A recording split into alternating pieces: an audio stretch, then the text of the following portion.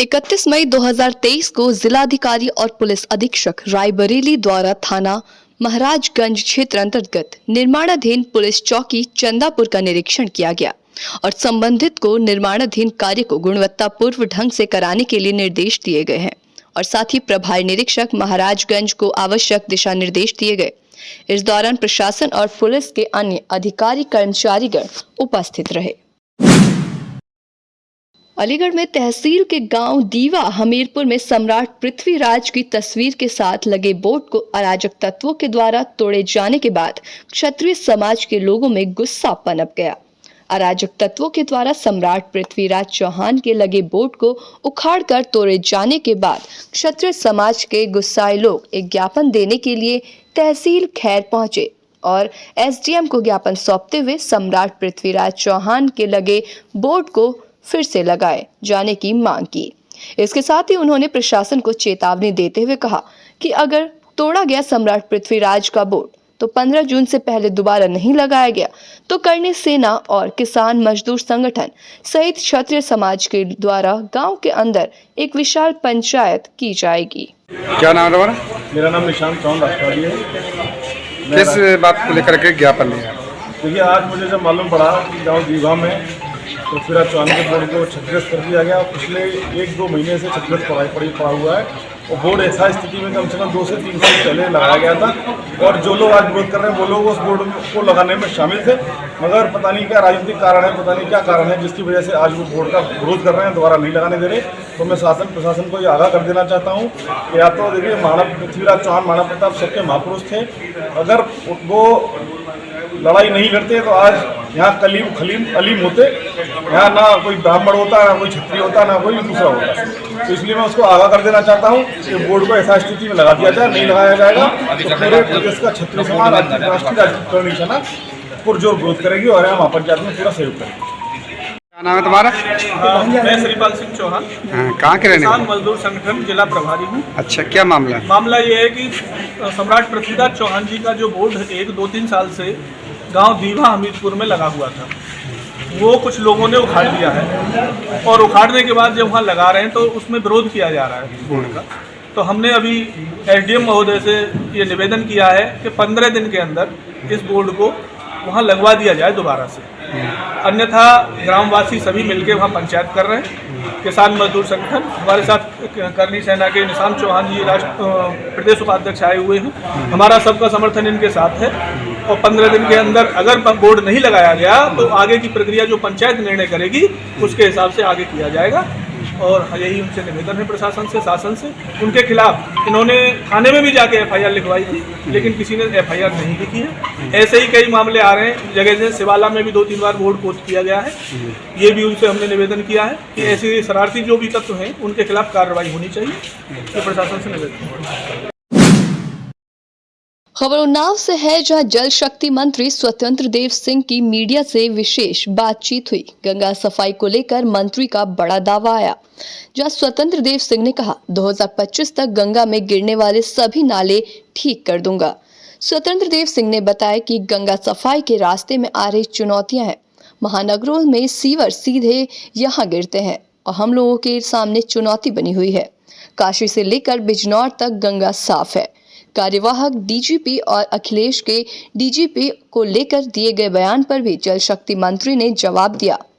कहा, सपा के शासनकाल में 5 बजे बेटियां घर से नहीं निकल पाती थी, आज 12 बजे रात को भी बेटी उन्नाव से लखनऊ जा सकती है। मंत्री जी, आज आपने दौरा किया एसटीपी का निरीक्षण, क्या मिला है निरीक्षण? आश्वासन इन्होंने दिया है कि 1.5 महीना के अंदर मैं चालू कर दूंगा। क्या हमारे सामने उत्तर प्रदेश में चुनौती है, आदरणीय मोदी जी के आने के बाद जो उनके सामने गंगा जी का निर्मलता, स्वच्छता, अविरलता, ये सब जो उनके सामने था चैलेंज, आज 9 सालों के अंदर गंगा मैया निर्मल और स्वच्छ दिखती हैं। जो घाटों की स्थिति थी, काशी में जब वो पहली बार गए प्रधानमंत्री बनने के बाद, पहली बार हाथ में फावड़ा उठाए, आज 80 घाट वहाँ के चमकते हैं। चाहे बिठूर उठा लीजिए, प्रयागराज उठा लीजिए या अपना काशी उठा लीजिए, आज स्थिति सुदृढ़ हो गई, ठीक हो गया है और निर्मल भी गंगा जी बने, लेकिन फिर भी बहुत काम करने की आवश्यकता है, क्योंकि जनसंख्या का दबाव, डेवलपमेंट का दबाव, विकास का चारों तरफ विकास हो रहा है। उसके कारण आज मैं जो उन्नाव में आया हूँ, STP अब जल्दी तैयार हो जाए, जिसके कारण यहाँ का भी सीवर प्लांट, जो सीवर से आने वाली गंदगी है उसको ट्रीटमेंट करके ही आगे को सिंचाई के लिए उपलब्धता हो सकती है नालों के माध्यम से।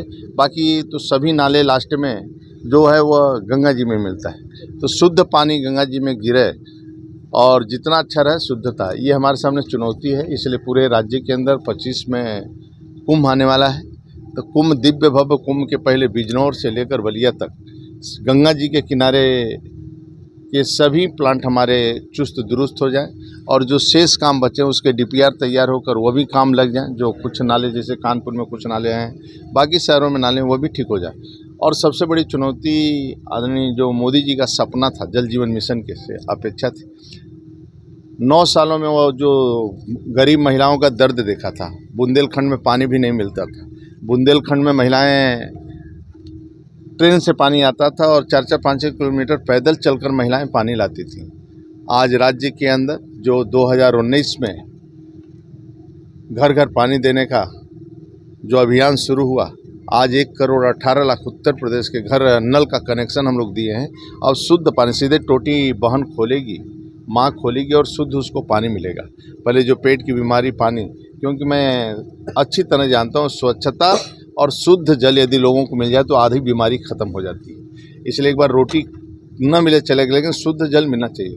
तीसरा हमारे सामने चुनौती रहता है इस समय जून के महीने में बाढ़ का संकट। पिछले बार भी 100 सालों का रिकॉर्ड तोड़ा बाढ़ का, लेकिन ज़्यादा हानि नहीं हुआ जिस प्रकार हानि होता था राज्य के अंदर। तो हमारे प्रोजेक्ट जितने थे समय से पूर्ण हो चुके थे। इस बार भी आज आदरणीय मुख्यमंत्री के अध्यक्षता में आज बैठक थी सुबह 10 बजे, उस पर भी पूरी समीक्षा हुई बाढ़ की। उत्तर प्रदेश में जितने बाढ़ की परियोजना चल रही हम 15 जून तक उस सभी परियोजना हम पूर्ण कर लेंगे। अखिलेश यादव ने हमला किया है, उन्होंने कहा है कि कार्य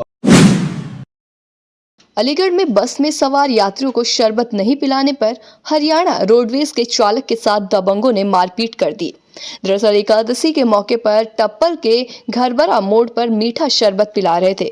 इस बीच हरियाणा रोडवेज बस को रोक लिया गया, तो वहीं चालक ने उनसे वाहन को साइड में लगाने के लिए कहकर जैसे ही वाहन को आगे बढ़ाया, वहीं दबंगों ने चालक पर हमला कर दिया।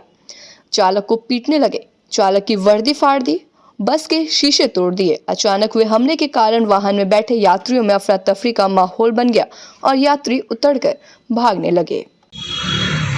सर नाम क्या है आपका? मेरा नाम रविंद्र नागर किस है। पद पर है सर? मैं हरियाणा राज्य परिवहन फरीदाबाद का क्षेत्रीय अध्यक्ष हूँ। सर क्या मामला हुआ सर? ये मामला क्या है, हमारी जो गाड़ियाँ हैं अलीगढ़ बुलंदशहर हम जो सर्विस देते हैं, तो ये गाड़ी हमारी बुलंदशहर से वापसी आ रही थी। तो ये गांव पड़ता है, कोई क्या नाम है, घरबरा गांव के पास में कोई पानी वानी का पिलाने का काम कर रहे थे कुछ लोग।